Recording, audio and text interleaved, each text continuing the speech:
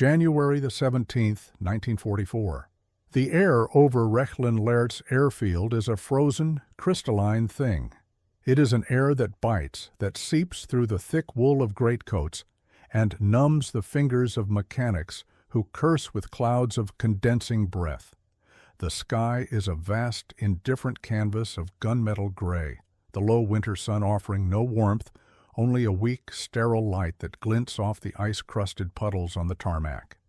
This place, the nerve center of the Luftwaffe's most secret testing and evaluation, is a world of concrete, steel, and frozen earth, a place where the future of Germany's air war is weighed and measured in revolutions per minute, in rates of climb, and in the grim calculus of aerial combat. On this day, a strange bird has come to roost, an interloper of polished aluminum and alien design, captured and now claimed. It sits apart from the familiar angular shapes of the Focke-Wulfs and Messerschmitts, its lines somehow sleeker, more fluid, almost organic. It is the North American P-51B Mustang, known to the men who fly against it as the Jagdflieger Schreck, the fighter pilot's terror. And today, for the first time, a German hand will guide it into a German sky. The arrival of this machine was not a triumph of arms, but a fluke of war. A lost American pilot, his compass failing him, his fuel running low, had mistaken a German airfield for a friendly one in recently liberated France. The landing was perfect. The pilot's surprise absolute. The prize for the Luftwaffe High Command was immeasurable.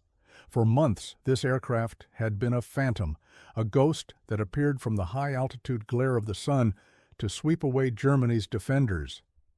It was the weapon that had broken the back of the daylight bomber defense strategy, the enabler of the American 8th Air Force's devastating penetrations deep into the heart of the Reich. Before the Mustang, the great bomber streams, the Wehrmachts, were vulnerable. Their escorts, the powerful but short-legged P-47 Thunderbolts and P-38 Lightnings, would be forced to turn back at the German border, leaving the lumbering flying fortresses and liberators to the wolves. The Luftwaffe's Zerstörer groups, the heavy twin-engine fighters, would then tear into the formations, their cannons ripping wings from fuselages. But the Mustang had changed the equation entirely. With its phenomenal range, born from a clever combination of a superlative airframe and a British-designed, American-perfected engine, it could shadow the bombers all the way to Berlin and all the way back.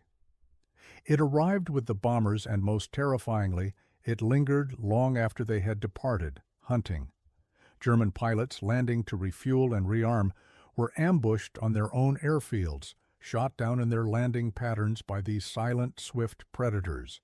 The Mustang had stretched the battlefield across the entire sky of the Third Reich, and for the pilots of the Luftwaffe, there was no longer a safe haven. Thus, the captured P-51, designated T-9 Plaus HK in the Luftwaffe's inventory, was more than a mere curiosity. It was a puzzle that had to be solved, a key to survival. It was brought to the elite test unit known colloquially as the Wandercircus Rosarius, a traveling circus of captured Allied aircraft. Commanded by the veteran aviator Theodore Rosarius, this unit had a singular, vital mission: to fly the enemy's best machines, to understand their strengths, to find their weaknesses, and to disseminate this life-or-death information to the frontline squadrons. The pilots of Circus Rosarius were not daredevils or showmen. They were seasoned engineers of the air, analysts whose cockpit was a laboratory. They were men like Hans-Werner Lerche, a test pilot of immense skill and experience, a man who understood the language of airflow over a wing, the subtle vibrations that spoke of an engine's character. For Lerche, an aircraft was not merely a tool of war, but a living entity with its own personality, its own vices and virtues. He had flown them all: Spitfires, Mosquitoes, B-17s. He respected the craftsmanship of his enemies. But the stories surrounding the Mustang were different. They were spoken in hushed, almost mythical tones by the young pilots returning from the front, men with haunted eyes who had seen their comrades vanish in a flash of silver and a spray of 50 caliber tracers. They spoke of a fighter that could outclimb them, outdive them, and, most unnervingly, outthink them, staying aloft for hours on end, waiting with a patience that seemed inhuman. The expectation, fueled by the relentless drone of Goebbels' propaganda machine, was that this American machine would be a product of brutish mass production. It would be functional, certainly, but it would lack the soul, the refined engineering artistry that was the hallmark of German design. German fighters, like the Messerschmitt Bf-109, were masterpieces of compact, ruthless efficiency, their design philosophy honed over years of combat. They were demanding, unforgiving thoroughbreds that rewarded a master's touch and punished the slightest mistake. The Focke-Wulf FW-190 was a beast of a different sort, a rugged, powerful radial engine fighter, a true pilot's aircraft, strong and dependable. These were machines born of a warrior culture that prized individual skill and engineering genius. The American approach, the German pilots were told, was one of quantity over quality. They envisioned the Mustang's cockpit to be a crude, unrefined space, its handling heavy, its construction solid but unsophisticated. They expected to find the tells of an assembly line that valued speed of production above all else, a machine built by factory workers who were little more than cogs in a vast, soulless industrial engine. They expected a tool, a disposable instrument of a distant, decadent democracy. They did not expect to find a sword forged by a master. As Lersch and the other evaluation pilots performed their initial walk-around inspection, the first seeds of doubt were planted. The Mustang did not look crude. It looked perfect. The riveting was flush, countersunk into the aluminum skin with a watchmaker's precision, creating a surface as smooth as glass. This was not a mere aesthetic choice. It was a deliberate and costly engineering decision to minimize drag, to squeeze every last mile per hour from the airframe. The wings, in particular, were a revelation.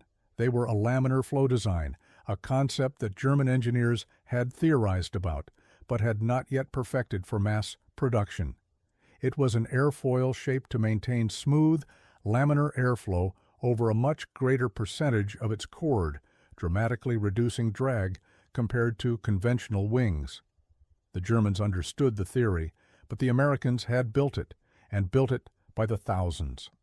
The landing gear was wide-set and robust, promising stable ground handling, a stark contrast to the notoriously narrow, treacherous undercarriage of the Bf-109 that had claimed so many pilots in landing accidents. And then there was the sheer size of the thing. It was larger than the 109, more substantial than the Spitfire, carrying within its sleek fuselage an astonishing amount of fuel, the source of its legendary range. It was a physical object that radiated a sense of purpose and power, but also of immense, almost casual, abundance.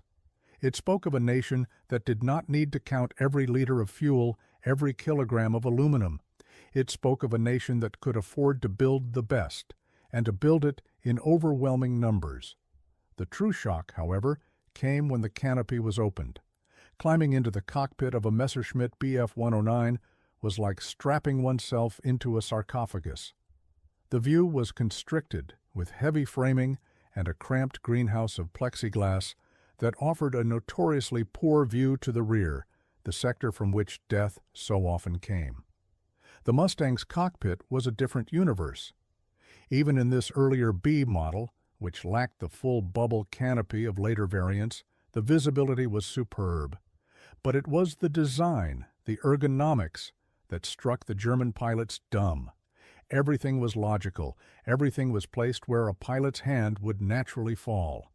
The switches were sturdy, the gauges were clear and easy to read. The seat was comfortable, adjustable, and armored. It was a workspace designed for a human being who would be spending 8 hours in it, not just for a warrior expected to endure for a brief, violent sortie. It was not Spartan. It was sensible. It was not crude. It was profoundly, intelligently practical. This was not the product of a careless assembly line. This was the product of a design philosophy that held the pilot, the human element, in the highest regard. And then there was the symbolic heart of this revelation, a small, almost trivial detail that spoke volumes, the plexiglass of the canopy.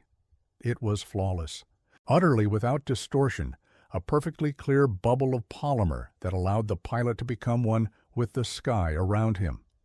It was a small window into the soul of the nation that had built it, a belief in clarity, in an unobstructed view, in the power of seeing the world as it truly is. For a pilot whose life depended on spotting the enemy first, this perfect clarity was not a luxury, it was life itself. It was a quiet, potent symbol of an industrial power that could mass-produce perfection. The moment of truth arrived. With a German ground crew looking on in a mixture of awe and apprehension, the Packard Fabe 1650 Merlin engine was brought to life. There was no guttural, coughing roar that characterized the Daimler-Benz engines of the German fighters. Instead, after a whine of the starter, the Merlin caught with a deep, resonant hum, a sound of immense, contained power. It was a smooth, almost civilized sound, the vibrations in the cockpit minimal. To a pilot accustomed to the raw, visceral shudder of a DB605, it was deeply unsettling. The power felt effortless. Taxiing was simple, the wide-track landing gear making the aircraft feel planted, stable. Lining up on the runway, Lersch advanced the throttle. The response was instantaneous. The Mustang didn't lurch or fight for control. It simply surged forward in a torrent of acceleration, the tail lifting gracefully, the controls remaining light and responsive. It seemed to want to fly, to leap into the air with an eagerness that was both exhilarating and unnerving. The takeoff roll was short, the climb-out astonishing. The VSI needle climbed relentlessly, the aircraft gaining altitude at a rate that left the German observers on the ground shaking their heads. In the air, the true character of the Mustang was revealed. At low and medium altitudes, it was a superb dogfighter, its controls beautifully harmonized, its roll rate crisp. It was stable, a forgiving platform that communicated its intentions to the pilot clearly. An inexperienced pilot could fly it well, but an expert could make it dance. It was here that the first direct comparisons to their own fighters became starkly, painfully clear. The FW-190 was a formidable opponent at these altitudes, but the Mustang was its equal, and in some respects, its superior in turning ability. The Bf-109G, the Gustav, could perhaps outclimb it in a short burst, but the Mustang could sustain its energy far better in a prolonged maneuvering fight. The American machine was a master of all trades, a jack of none. But the true revelation, the moment that the professional respect turned to cold dread, came as the Mustang climbed higher into the thin, frozen air above 20,000 feet. This was the realm where bomber streams flew, and it was the realm where German fighters began to suffer. The superchargers on their Daimler-Benz and BMW engines were good, but they were optimized for medium altitudes. High above the earth, their power began to wane. The controls grew mushy, and the pilot had to fight the machine as much as the enemy. For the Mustang, this was its natural element. The Packard Merlin was equipped with a miraculous piece of engineering, a two-stage, two-speed mechanical supercharger with an aftercooler. It was, in essence, an engine with two sets of lungs. As the aircraft passed a critical altitude, around 18,000 feet, the second stage of the supercharger would automatically engage. The effect, as Hans-Werner Lerche would later document in his precise, dispassionate reports, was electrifying. At an altitude where a Bf-109 became breathless and sluggish, the Mustang experienced a second wind. A surge of renewed power coursed through the airframe. The controls remained light and responsive. The engine hummed with the same confident smoothness it had on the runway. At 25,000 feet, an altitude where German pilots felt vulnerable and their machines strained at the limits of their performance, the P-51 was just getting started. It was here, in the cold, empty void, that the Mustang was not just a superior fighter, it was a king.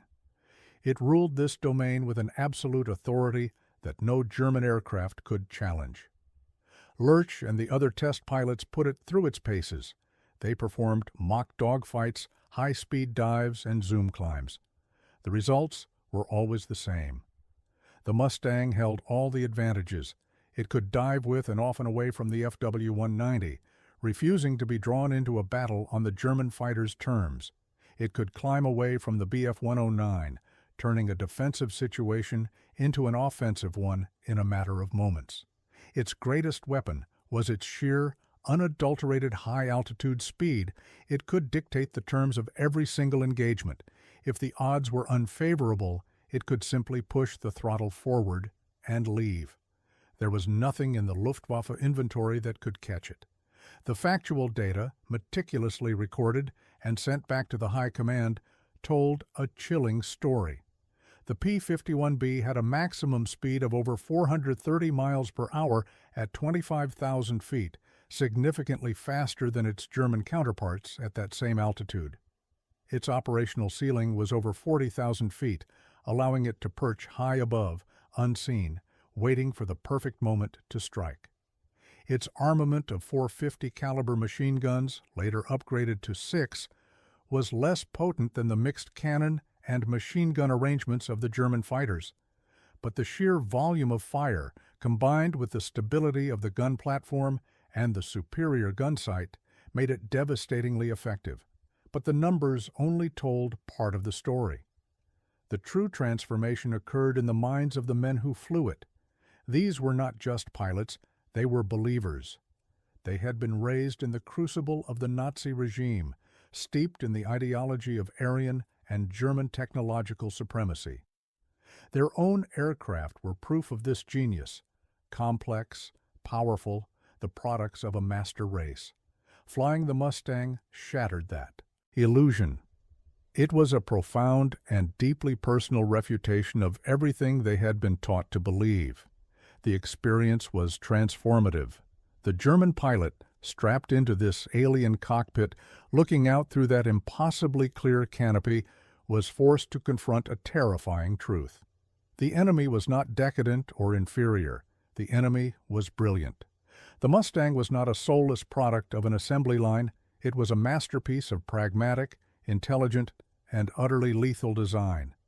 It represented a different kind of genius, not the genius of temperamental artistry, but the genius of collaborative, democratic, industrial might. It was the physical embodiment of a system they had been told was weak and chaotic.